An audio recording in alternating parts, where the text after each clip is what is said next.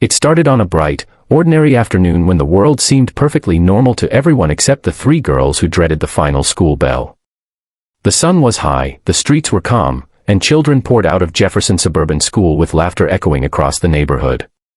But for Aria Thompson, her younger sister Hazel, and their friend Mina, each day felt like a countdown to the same nightmare.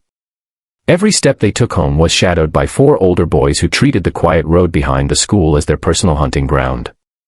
And today, as the girls walked with their backpacks slung tight and their eyes fixed straight ahead, they felt the familiar tightening in their chests, the feeling that trouble was already waiting for them.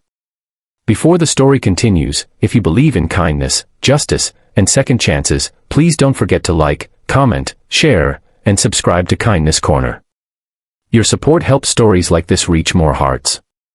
Aria had always been the responsible one, 16 years old, calm, steady, and fiercely protective of her sister. Hazel, 14, was gentle and soft-spoken. Mina, also 16, was the quiet thinker who kept emotions hidden behind her glasses. For weeks, the girls had endured constant harassment from four boys who lingered near the crossing, mocking their clothes, snatching their bags, and sometimes cornering them just to see fear in their eyes. Their names, Brett, Ryan, Mason, and Cole, were whispered by younger students as if they were some kind of threat that everyone simply accepted. What made it worse was that adults in the area rarely intervened. They watched from windows, shook their heads, or muttered that boys would be boys.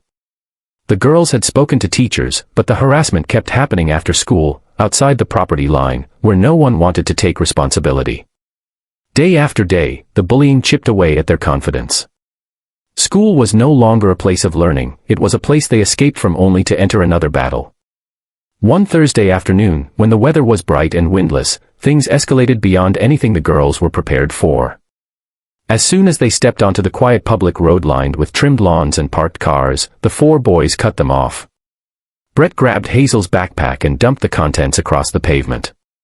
Mina's books were scattered, and Aria was shoved hard enough to make her stumble into the bushes. The girls tried to remain calm, telling themselves that if they stayed quiet, the boys would eventually get bored. But that day, the bullies were more aggressive than ever, driven by boredom, cruelty, or the desire to impress each other. What none of them knew, what no one could have predicted, was that a group of bikers from the nearby Veterans Riding Club, men known for their discipline and protective instincts, were riding down that same street at that exact moment. Their leader, Rowan Kaler, a man in his late 40s with a weathered face and the kind of presence that made people straighten up, slowed his motorcycle when he spotted movement on the road. Behind him rode two of his closest club members, Logan Creed and Hunter Vale, both large, steady men who knew what real danger looked like. They thought they were simply passing by a school zone. But what they actually witnessed was the moment Hazel slipped and fell, scraped her knee, and Brett laughed at her tears. Rowan braked so hard the tires screeched.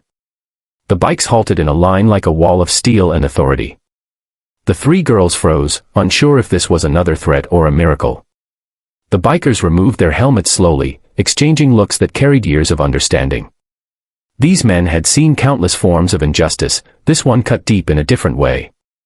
Logan's eyes darkened, Hunter's jaw clenched, and Rowan stepped forward with a calm but powerful stride that made the boys instinctively retreat. The boys, suddenly realizing they were no longer the strongest figures on the street, tried to mask their fear with defiance. But their trembling hands and shrinking posture gave them away. Rowan didn't shout because he didn't need to. His presence was enough to drain the arrogance from their faces. The girls watched with a mixture of shock and relief as the bikers positioned themselves between them and the bullies. The daytime air felt clearer, the sunlight steadier, as if the world itself had paused to witness what was about to unfold. Rowan motioned for the boys to kneel, not out of cruelty, but to force them to confront the weight of their actions. The boys looked around helplessly, but the street was filled with silent onlookers, neighbors, parents, and people who had always stayed quiet. Now, with the bikers there, they didn't look away. They didn't shrug. They didn't walk back inside. For the first time, the community held the bullies accountable. Aria stood behind the bikers, her heart still pounding but feeling a strange, steady strength growing inside her. Hazel wiped her tears, and Mina clutched her bag tightly, realizing that kindness sometimes appears in the form of steel, leather, and courage. No violence was needed. No punches were thrown. Rowan simply held a wooden stick at his side, not to use, but to show the boys that this was no game. He demanded change not through force, but through consequence. He ordered them to pick up every scattered item, apologize properly, and face the families they had intimidated. As the boys obeyed, humiliation etched on their faces, the three girls felt the first real breath of safety in weeks. What struck them hardest was not the fear the bikers inspired, but the protection they offered so instinctively. Rowan's voice softened slightly when he finally turned toward the girls, asking if they were hurt, if they needed help, and if they had felt alone in all this. When Arya nodded silently, he told them they weren't alone anymore. From that day forward, things changed rapidly. The bullies didn't just stop, they avoided the path entirely, keeping their distance and lowering their gaze whenever they saw the girls. Word spread across the neighborhood that the bikers had stepped in, not violently, but firmly, with the kind of authority born from experience and compassion. The community began to pay more attention. Parents became more involved. Teachers stopped brushing things off. And the girls slowly regained the confidence they'd lost.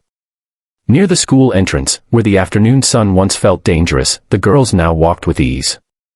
Their days were brighter, their steps lighter, and their smiles real. They began to focus on their studies again, on their hobbies, on being teenagers instead of survivors.